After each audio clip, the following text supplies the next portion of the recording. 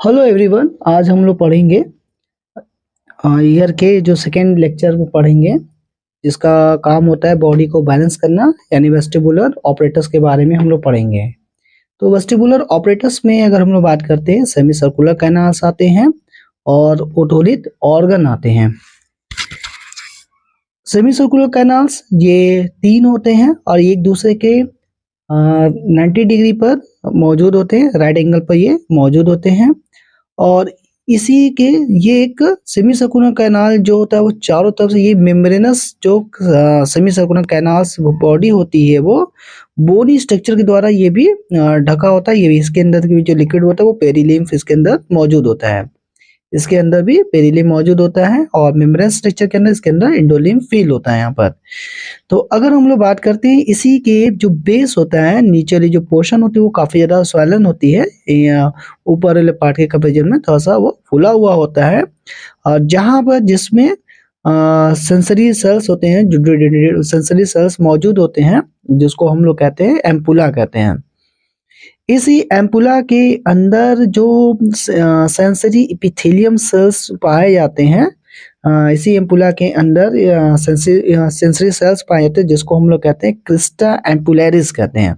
और इसी Crysta ampullaris के अंदर हेयर सेल्स मौजूद होते हैं, जैसा कि आप यहाँ पर आप देख रहे हैं। यहाँ पर ये क्रिस्टा एम्पुलरिस है जो यहाँ पर था, इसके अंदर था, वो यहाँ पर इस तरीके से ये ऊपर इस लाइक स्ट्रक्चर को फॉर्म करते ये सेंसरी एपिथेलियम सेल पाएंगे। और इसी के अंदर हेयर सेल्स होंगे और इसके टिप पोर्शन पे जो है स्टीरियोसीलिया मौजूद होगा।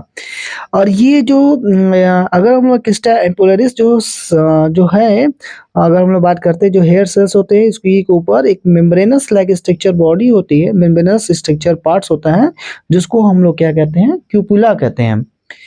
अब जब बॉडी अगर हम लोग बात करते हैं, जो सेमी सर्कुलर जो कैनाल का जो मेन काम होता है वो बॉडी को यानी बॉडी को डायनेमिक कंडीशन ये मदद करता है। यानी जब इंसान चलता है या फिर चलता फिरता रहता है या दौड़ता रहता है, उस दौरान बॉडी को एडजस्ट करने में ये बैलेंस करने में ये मदद करता है, एडजस्ट करने में ये मदद करता है।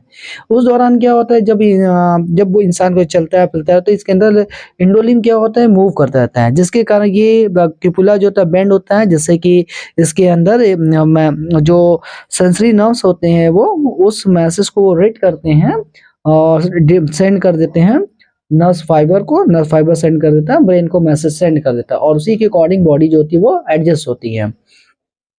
अगर हम नेक्स्ट बात करते हैं तो ओटोलिथ ऑर्गन के बारे में। ओटोलिथ ऑर्गन का मतलब होता है, ओटोलिथ का मतलब होता है ईयर स्टोन होता है। तो इसमें क्योंकि ये ओटोलिथ ऑर्गन यूटिकल्स होते हैं और सैक्यूल्स को कहा जाता है। इसकी वजह ये होती है कि दोनों के अंदर कैल्शियम कार्बोनेट के स्टोन पाए जाते हैं, जिसको कहा जाता है ओटोकोनिया कहा जाता है। उसी को ओटोलिथ भी कहते हैं हम लोग, ओटोकोनिया कहते हैं। क्रिस्टल कार्बोनेट के सरफेस पाए जाते हैं, इसीलिए उसका नाम पड़ गया ओटोलिथ ऑर्गन। यूटिकल को भी हम लोग ओटोलिथ ऑर्गन कहते हैं और साइक्लोस को भी ओटोलिथ ऑर्गन कहते हैं।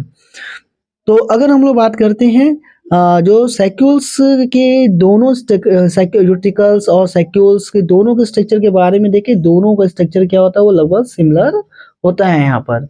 अगर हम लोग बात करते हैं तो इसके स्ट्रक्चर के बारे में, तो इसके यहाँ पर आप जो देख रहे हैं, इसके अंदर जो स्ट्रक्चर जो पाया गया साइकिल्स में, तो यहाँ पर साइकिल्स के अंदर जो स्ट्रक्चर पाया जाएगा तो इस तरीके से यहाँ पर देखेंगे कि इसके सरफेस, हाँ इससे पहले अगर हम लोग बात कर लेते हैं मैक्यूला, तो जो सैक्यूल्स होते हैं मैक्यूला में जो पाए जाने वाले सेंसरी रीजन जो होते हैं, मतलब सेंसरी एपिथेलियम सेल्स पाए जाते हैं, सेंसरी एपिथेलियम सेल पाए, जो उसी को हम लोग क्या कहते हैं, मैक्यूला कहते हैं। और इसी ये पूरा मैक्यूला में ही, ये पूरा मैक्यूला का ही इस पार्ट से, तो इस मैक्यूला के अंदर देखेंगे तो यहाँ पर हेयर सेल्स होंगे, उसी पोर्शन से यहाँ पर छोटे छोटे हेयर लाइक महीन स्ट्रक्चर होते हैं, जिसको स्टीरियोसिलिया कहते हैं। और कैनो यहाँ पर एक सीलिया थोड़ा बड़ा होता है, बाकी कंपेरिजन में थोड़ा सा बड़ा होता है, इसको काइनोसिलिया कहते हैं। और ये जो हेयर सेल्स होते हैं एक मेम्ब्रेनस लाइक स्ट्रक्चर में मौजूद होते हैं, जिसको कहते हैं ओटोलिथिक मेम्ब्रेन कहते हैं, उसी को हम लोग कहते हैं ओटोलिथिक मेम्ब्रेन।